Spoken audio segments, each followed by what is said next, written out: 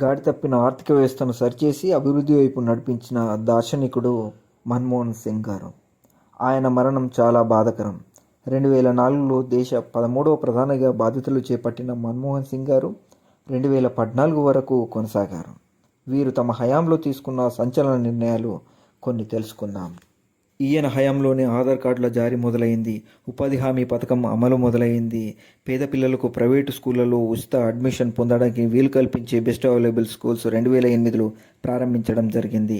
సామాన్యుడి చేతికి సమాచార హక్కు చట్టం అందించడం జరిగింది. ఉగ్రవాదంను అణచివేయుటకు జాతీయ దర్యాప్తు సంస్థ NIAను తీసుకురావడం జరిగింది. అమెరికాతో అణుఒప్పందం కుదిరింది. తొలిసారిగా ఒక మహిళను దేశ అత్యున్నత పదవి అయిన రాష్ట్రపతి పీఠం మీద కూర్చోబెట్టడం జరిగింది. సేల్స్ ట్యాక్స్ స్థానంలో వ్యాట్ను ప్రవేశపెట్టడం జరిగింది. గ్రామాల్లో ఆరోగ్య సేవలకు మౌలిక వస్తువులు మెరుగుపరచడానికి నేషనల్ రూరల్ హెల్త్ మిషన్ను ప్రారంభించడం జరిగింది. పట్టణాలలో మౌలిక వస్తువులు మెరుగుపరచుటకు జవహర్లాల్ నెహ్రూ అర్బన్ రెన్యువల్ మిషన్ను ప్రారంభించడం జరిగింది. ఈయన హయాంలోనే రుణమాఫీ మొదలయ్యింది. మన్మోహన్ సింగ్ గారు ఆక్స్ఫర్డ్ యూనివర్సిటీలో PhD చేశారు. ఆయన భారత్ ఎగుమతుల సామర్థ్యంపై థీసిస్ సమర్పించారు.